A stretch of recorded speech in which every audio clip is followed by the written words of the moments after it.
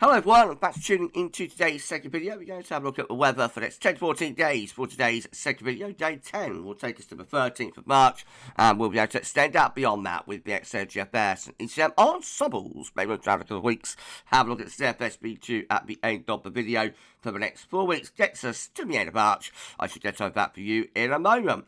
To say about the first video today was our 6 AM UK weather forecast. Please like, share and subscribe on both of today's bids. Thank you so for doing that. A little bit sore with the eyes today, so off camera today. Right, we're going to start off with the latest stratospheric developments. This is coming from Meteo Seal. It's the latest GFS 6Z forecast for temperatures at 10 HPA over the Arctic and the North Pole.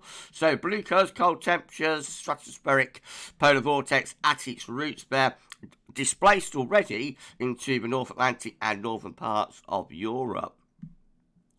Now, over the next couple of days, we're going to see this very significant warming of the stratosphere developing over Russia and Siberia, and then penetrating by the weekend and start of next week into the North Pole itself. That gets us to the end of the week with the red colours there, very vibrant colours at 10 HPA, moving from Russia and Siberia into the pole. That should start to send solar winds into reverse. We've got a displacement of the stratospheric polar vortex out into North America, North Atlantic, and also northern parts of Europe as well there. And then we go on into next week, and we find that the SPV becomes very, very stretched and elongated, put under increasing amounts of stress here by this warming of the stratosphere over the North Pole. That looks very much like a sudden stratospheric warming event, I have to say. Technical SSW with reversal of solar winds at 10 HPA, 60 degrees north, very, very likely there. We also get a split of the stratospheric polar vortex. Notice the blue colours being pulled apart. One lobe of blue going off into America, another lot going down into the Atlantic.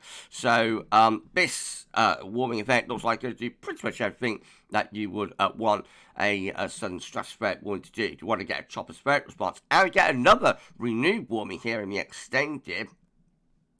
Well, check that out. Another very dramatic warming, blimey. Moving out of northern Russia and heading over towards Greenland and the North Pole. Again, imagine if this was January rather than March. Goodness gracious me. So that just enhances the effect of the initial warming, really, with, again, that very intense, with those very intense red colours moving out of Russia and into the North Pole. 100% of GFS ensemble members are going for a reversal of solar winds again today, as we see here at Weather is Cool. So this is a zero line just here.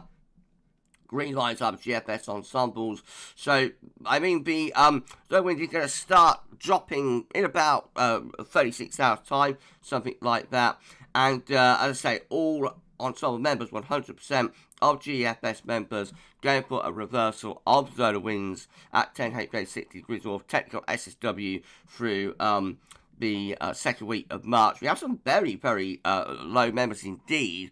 They would be reaching like record-breakingly weak reversal levels there with those ensemble members. They're in a minority, but this does look like a very, very significant SSW, I have to say. This was a bit of a turn-up for the thoughts. This came out last night. This is the extended forecast for mean solar winds at 10 HPA from ECM WF. Notice, again, all ensemble plume members here from the EC extended are going for a reversal of solar winds now, going for a technical SSW through the course of next week, and we find that, well, that's where we bottom out with the ensemble mean, which is a little bit hard to make out, this thicker blue line just here, but then notice that the ensemble mean, with a bit of scatter, of course, but the ensemble mean is keeping solar winds into reverse then throughout, so there's no recovery in the solar winds, so it would turn out that this would actually be the final warming of the stratosphere, occurring very, very early via an SSW through the second week of March, and we keep the solar wind then in at reverse right way through to the middle of April.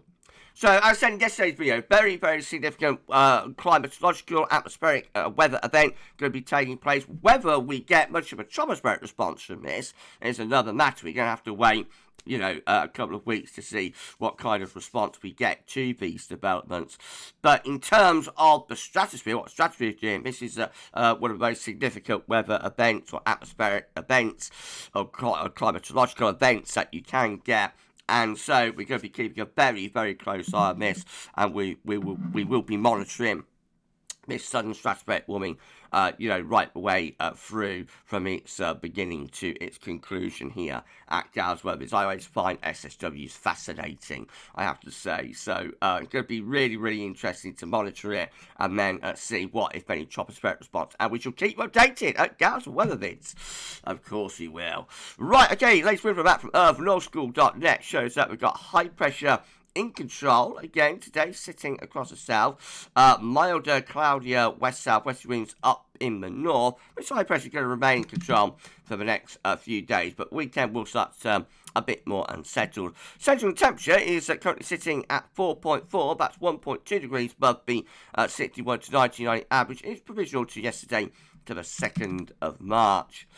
These are the GFS upper air temperature and precipitation ensembles the next couple of weeks. We're at London today. The red line is the 30-year upper air temperature average for London. So it's going to be above average with the upper air temperatures for the next week. But then we're going to return back closer to average through the second week of March and into the middle and second half of the month. There's quite a bit of scatter within that.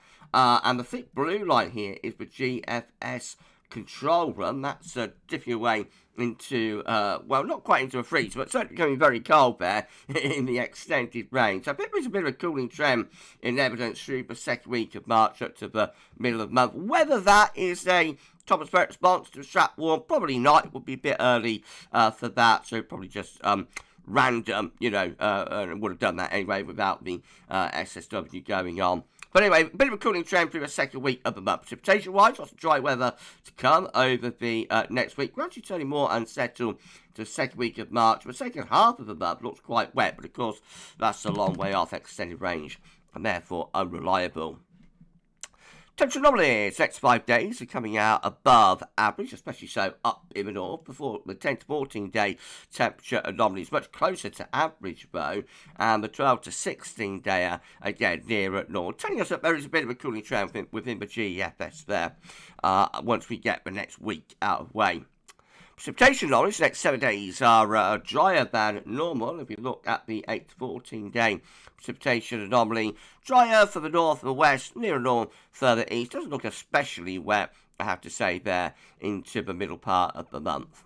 Right, let's start going through chart data. This is our latest UK Met Europe. Roads looking for midnight on Thursday. High pressure south, low pressure way to north. Bring wind up from a southerly southwesterly direction. And then low pressure starts meandering in from off the Atlantic at the end of the week.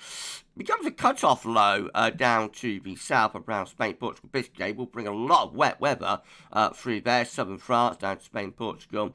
We get this blocking area of high pressure start to build around Greenland, Iceland, and winds turning into the east. That's not particularly cold easterly, but it would deliver a lot of grey, cloud, murk, mist and drizzle off the North Sea. And by the end of UK Met Euro run, gets us to next Monday, 10th of March. We're not that far away from starting to pull in some colder air from Scandinavia there. In fact, Scotland might well be turning colder, and it's all courtesy of this blocking area of high pressure around Greenland, Iceland. Again, is that a tropospheric response to a strap warm? I doubt it. I think it will be too soon to get that. But it's interesting, isn't it? But as this warming is going on, blocking is already starting to appear. But we have had blocking on and off throughout the winter, haven't we? Certainly since early January. Anyway, we've had quite a few blocking episodes that haven't managed to deliver much of a way of the colder weather, though. So as I said, synoptically, it's been a very interesting winter, not necessarily from a weather point of view, though. Anyway, we go on to, but it's interesting to ponder, isn't it, whether that is a tropospheric response. It's certainly uncanny that that's occurring as a stratospheric warming going on, but my understanding is that it takes like at least a couple of weeks to get a tropospheric response to what's happening in the in the stratosphere. So it's interesting to ponder. It's an interesting discussion point, if nothing else. Well, I can't look like this again. On Thursday, bring the wind in from a southerly southwesterly direction. Will be turning milder or warmer at the end of the week. Then we start getting this cut-off low developing to the south of the southwest. That might deliver showery rain from the west and from the southwest. Heights rise further north with a block fit appearing around Greenland and Iceland. Winds going into the east and into the northeast there. By the 10th of March, we are quite close to start to pull some colder air out of Scandinavia, certainly into Scotland. The south looks relatively mild-ish, but will be cool, of course, with those easterly winds and quite cloudy, maybe quite wet. Not very inspiring. This is how the KMA is looking. So sorry, everyone. Again, that cut-off low appearing down to the southwest approaches and heading towards Spain, Portugal will bring them a lot of rain at the end of the week and into the weekend. Meanwhile, we are dominated by this blocking area of high pressure getting going up towards Greenland. Eventually, low pressure starts coming in from off the Atlantic, so we finish up by the 15th of March, looking pretty wet there, with low pressure heading in, and the blocking signal beginning to ease back a little bit. The GFS midnight run, once again, with that low pressure becoming cut off down to the south, around Spain, Portugal, and into the Bay of Biscay as well. Might throw up some wet weather into the south and southwest at times, though, over the weekend. That's next Tuesday, 11th of March, 192 hours, blocking area of high pressure around Greenland, Iceland. Low pressure coming up from the south. If it would have been January, that might have been a snowmaker, because it is. It'll probably bring a lot of cold rain down to the south. But you never know, it might be a bit of snow on the northern edge as it bumps into the colder air. But this block is feeding in from Scandinavia. So somewhere like northern England might get a little bit of snow out of that. -5 Celsius iceberg is pushing back southwards again. We aren't done with the cold weather on the midnight run. And then beyond that, well, we look at rather chilly, certainly under this ridge of high pressure here up to the middle part of the month. We're just beyond day 10 now, keeping these lows at bay from the Atlantic. The high pressure then eventually starts moving up towards Greenland, and this might be the first signs of a tropospheric response to the stratospheric warming. That's more the time frame that I'll be looking for to start seeing that high pressure going up to Greenland and pulling down this, what looks like a very cold northerly wind. That's the 19th of March. So obviously, very cold, is all relative. But we haven't got my 10 Celsius iceberg in towards Scotland there. That's right at the very end of GFS midnight run, so obviously it probably won't verify. It's in the unreliable time frame. That is a proper old northerly blast. As I say, that's more the time frame, but I'll be looking to start getting a potential tropospheric response to the stratospheric warming. GFS 6Z, once more, with low pressure to the south and southwest at the end of the week and into the weekend. Could bring some wet weather into the south and the west. Meanwhile, further north and east should be quite a bit of dry weather. Then this high pressure begins to take over from Greenland, turning us drier but colder through the early part of next week. And then low pressure in off the Atlantic, kind of similar to the KMA really, turning cool and wet through the middle part of the month, maybe quite cold and wet. That's how we end up with a little transient ridge over the country. No northerly blast on the 6Z. Well, if you're enjoying the video, please can you like, share, subscribe. And I think it's all fascinating. It's going to depend how it all works out, of course, and what kind of weather you want. But I think from a weather anorak point of view, there's nothing, very few things that are more interesting than a sudden stratospheric warming and possible tropospheric response. So I think it's all fascinating at the moment. But anyway, let me know in the comments what you think. Please like, share, subscribe. Thanks so much everyone for doing that. We've got around 35 subscribers, get to 19.6k. Thank you so much, everyone. And have a lovely Monday. Right, GM again with high pressure to the south and the east over the continent on Thursday, bringing up this southerly southwesterly flow, then low pressure slipping to our south and west over the weekend, bringing very wet weather down to Iberia. Could throw up some showery rain into the south and west at times. Then high pressure takes over around Iceland, brings the wind in from a north-northeast direction. That looks like it should be bringing some colder air down from Scandinavia as well for the course of next week. That's how you finish up with the GM under high pressure, but it's a cold ridge, and certainly night frost would be returning there through the course of next week, and maybe a few wintry showers around eastern and southeastern coast. We will wait and see where that high pressure goes beyond that into the middle and second half of the month. And then the ECM rounds it all off. Again, low pressure is about being down to the southwest approaches on Saturday, bringing heavy rain to Iberia and possibly France, and maybe into the south and the west of the UK at times as well. High pressure building around Iceland, pulling the wind into a colder northeasterly as we go through the early part of next week. Cold air starts to get fed in on those northeasterly winds with minus bites outside. Well, we could start to see wintry showers returning to northern and eastern regions. That's day 9, that's day 10 with the ECM under a cold area of high pressure. Could be quite a bit of overnight frost and whatnot with that, whatnot. And then beyond that, well, high pressure tries to keep these areas of low pressure at bay from off Atlantic, so certainly staying chilly into the middle part of the month. Second half of March started to bring up a milder southwesterly flow, and it turns wetter with that as well. Visible precipitation forecast based on that ECM run from TheMeteorShow.com. So further showery rain in the north and the northwest come over the next few days, but otherwise a lot of dry weather. At the end of the week, a few showery bursts breaking out elsewhere.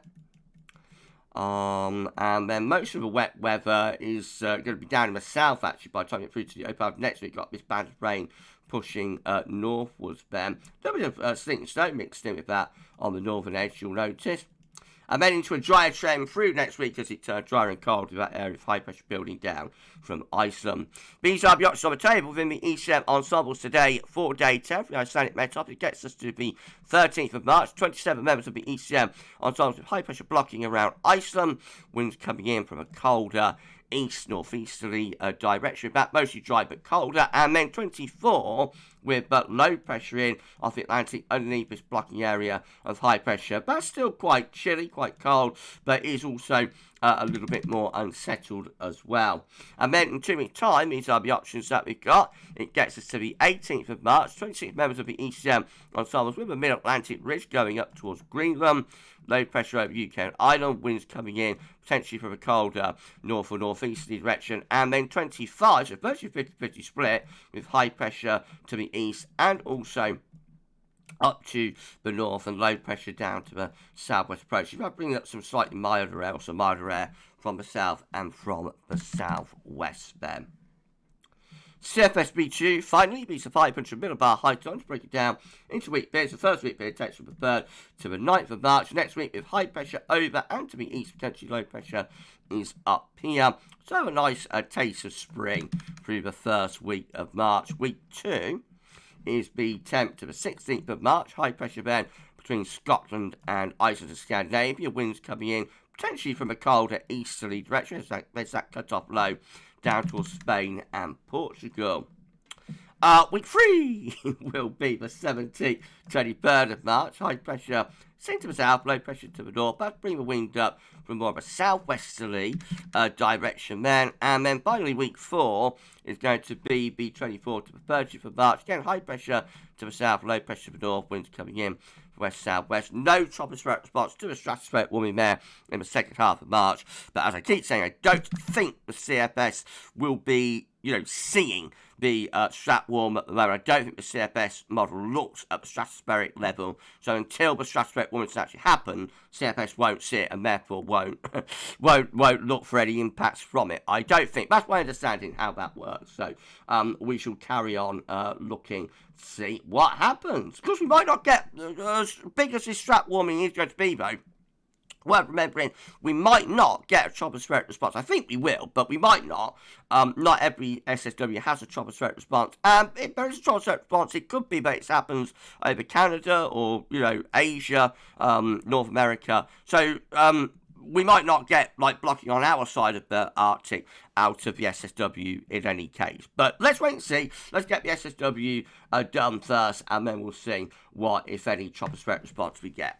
and we'll keep you updated. Right, we're done. If you enjoyed the video, please do like, share, and subscribe. Make sure everyone for doing that. Drop a comment, let us know what you think about this and all of our videos. Don't forget to friends back down to my vids. Get them to subscribe to you, and make sure everyone for doing that. Tomorrow, we're going to have a 6 a.m. UK weather, around 35 subscribers, 35, gets to 19.6k. Thanks so much, everyone. Tomorrow, we're going to have a 6 a.m. UK weather forecast, extended European outlook, and of course, have a 10 to 14 day, bring you up to date with all of these stratospheric developments.